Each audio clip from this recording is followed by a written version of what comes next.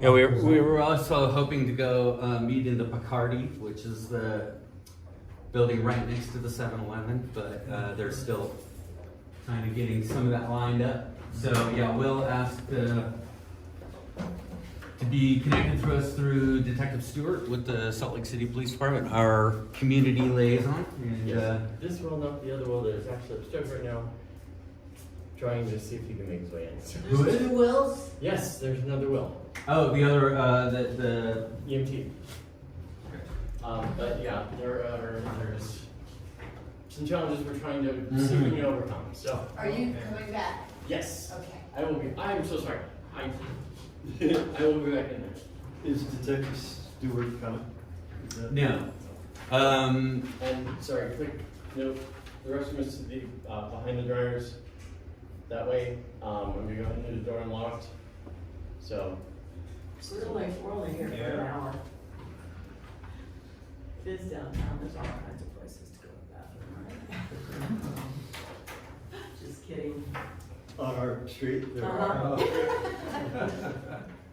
So with the police attendants, the detective Tight, however you pronounce it, everybody seems to have a hard time with that one. You know, he said he was going to come every month. I haven't heard anything from him. I don't expect that he'll come today. We did have some sensitivities I think that we need to deal with when it comes with the police. The fact that they didn't notify us that they were going to be coming.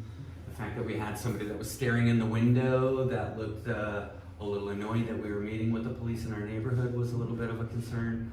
Also, just the fact that there are some people in our group that have had some rather violent experiences with the police in the past. So I was really hoping to address some of that with the police. I talked with Detective Stewart at the Central City Neighborhood Council that there are some things that we could do to maybe not trigger people so much and make people feel a little bit more comfortable. So I'm hoping that they're going to address some of those things. Brandy was a little bit concerned that we didn't want to like place rules on the police because we don't want to keep them from coming. And I think I made it very clear that I'm not trying to establish rules. These are just some kind of considerations to address some of the people that might not feel quite as comfortable around the police as other people were. I was super excited to have them there, and then kind of realized after the fact that because it was a surprise, that it kind of had rubbed some people the wrong way. And that's definitely not what we want to do, so I'm glad that was brought to my attention, and hopefully we can address those things. Well, maybe that's something like we can suggest to the police that they have some kind of Exactly. So there were, things generally for the community for people to rebuild their relationship. right. That's one thing I'd really like to do is people that have a difficult time with the police. I know that the police are definitely trying to, change their policies and undo some of the harm that was done in the past, and hopefully make some bridges and heal some wounds and get it to where we can do better work together. Exactly.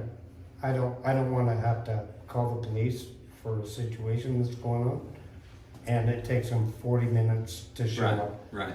And But it's nice to have you, so But- we can voice those. Exactly. but at the same time, they may have a logical reason why it took 40 minutes. Yeah, and I'm only seeing the fact that I am seeing a situation go on, and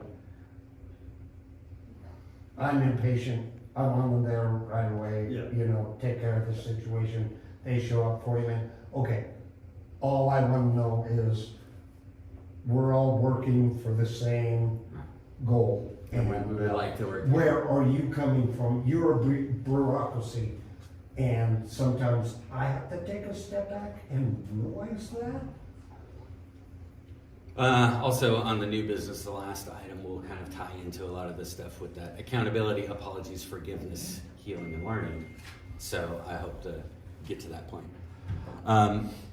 So with the police, we asked, number one, that they let us know that they're going to be showing up. I know everybody else can just show up if you want to, but with the police, given their authority figures, if they could just give us notice, that would be I thought nice. they were always invited.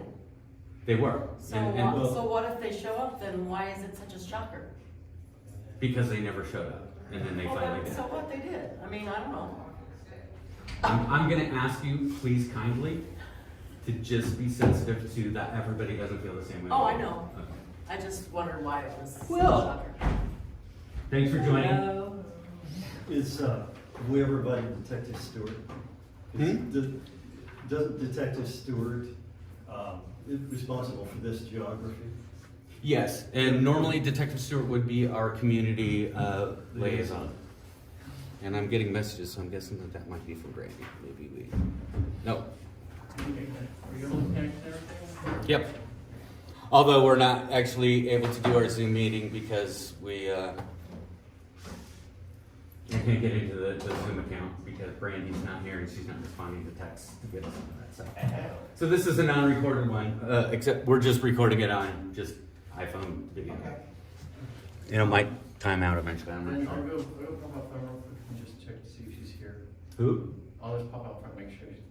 Right. Brandy? Yeah, I don't think she was coming, but she might be here. No, she would text one of us. I would think so. Anyway, Wills, we were just discussing how there are some sensitivities with the group with the police presence and how we want to make sure that we're addressing that and making sure that everybody's comfortable, including the police. I mean, that's them as well. So, and yeah, Detective Stewart's normally our community liaison. She's been busy. Also, the fact that this is somewhat classified as a neighborhood watch that is officially not funded and not dealt with by the city or the police department at all. We're also hoping that maybe they will start getting some budget together for that. That might be something that we have to work with the neighborhood council to try to get some grants to be able to apply for that stuff in order to get it to where they can apply some police salary towards dedicating some time to neighborhood watch, not just this one, but other neighborhood watches around the city. Because that's, like I said, the whole neighborhood watch program is kind of just a little dead on the vine, and it could possibly be revived. So we asked that, just some considerations. Number one, that they would just let us know if they plan to attend or not. They are always invited, and if they would just let us know, that would help to give us a heads up. Number two is if they could, and it might not be possible, but to not wear police clothing, if they could be a little bit more casual, because that makes people feel more comfortable. That might be. Uniform, yeah. It also might be a problem just because if they are acting in a police capacity, that they might have to be clearly marked as police. So that's something they're talking with the PR department to find out whether or not that's okay or not. Another one was that if we could have somebody like Detective Stewart, who's a female, that helps. Persons of color would help. Just not your traditional stereotypical white male police officer. That tends to also be a trigger for people. These were things that were suggested to me by like my therapist that I have for therapy. Not that I needed. I just was asking for like, what can you do in order to like make these kinds of considerations in a group. So I hope everybody doesn't feel like I'm being overly sensitive, but I'm trying to make sure that everybody's concerns are being addressed. I guess we move on to Annie. She's got I brought my props. She's got props Okay. and hopefully yeah. a better plan for what we can all do to help with the development down there on 300 South. Yeah, so this is kind of what I brought to the first planning meeting, because I don't know if you haven't gone to a planning meeting, basically every person only gets to talk for 2 minutes. Oh. So, yeah, so kind of the best way to deal with that is to have a whole lot of people that each have 2 minutes worth of stuff to say. Number one, you get your whole story through. Number two, it shows the people working for the city that a lot of people have opinions about this that shouldn't be ignored. So when I went the last time, it was me and one other guy from my HOA. We're only 17 people in the HOA. It's really hard to get people to participate. So I'm going to show you what I showed them in my 2 minutes. So basically, very simple thing, but Sampson Altadena, they're two historic buildings. This doesn't do it proper justice. This is the corner of 3rd South Broadway and 3rd East. The buildings show this is the front yard, side yards, rear yard, 30-foot rear yard setback. So there right now is a building here that used to be the Utah Film Society. This used to be an engineering building. So it's really two separate lots that they have now combined the lots. But the one adjacent to our building is an irregular lot. So this is a rear yard setback, meaning they're supposed to give us 30 feet before they build. So this should be a yard. And then this is their other rear yard setback from the regular lot. So this blue line shows where they're supposed to be able to build. What they proposed, so by going to the design review for the city, they go for 125-foot building instead of the 75 feet that zoning allows, but the design review process allows them to ask for that. And then the planning review process allows them to get accommodations on not necessarily doing the whole 30-foot rear yard setback or the ground open space. So ground open space is supposed to be, you know, let the sun come all the way to the ground. There's places people could sit outside, walk their dog, whatever. That's what the purpose of those spaces are. Light comes in, water goes down, you can plant vegetables, things in that.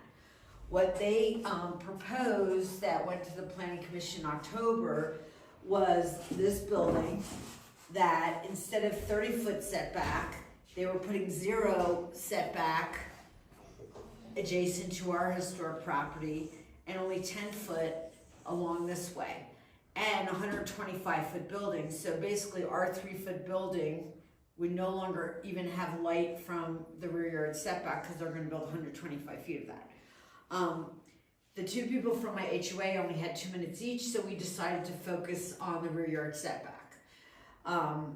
Cindy Cromer went and talked about, you know, some other things with the building, but the Planning Commission agreed that they were allowed to have a 125-foot building, but then for the planning review, 5 of the planners voted with us and said, no, they should be able to design this. I mean, look, this thing in the back is a parking garage.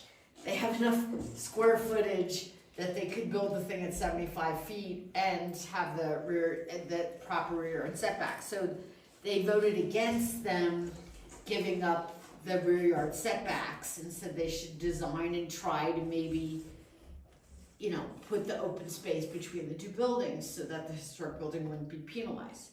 So now they've come back with a new application. So the new application, I think, may let them get away with ignoring all the comments from the last meeting, knowing they got approved for this 125-foot building.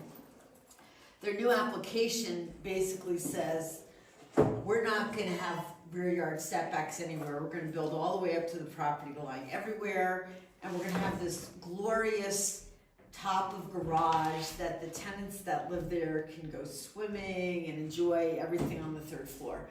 So their proposal is, you know, forget the zoning on the lower ground, forget the neighbors, we're gonna make this really nice for the renters. So it's almost done with the comment period.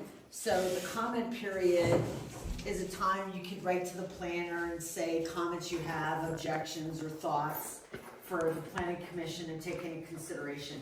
I've made these little slips of paper that tell you where you could go. There's not many days left, but if you could just send a little note to Eric Ames about it, it would be great.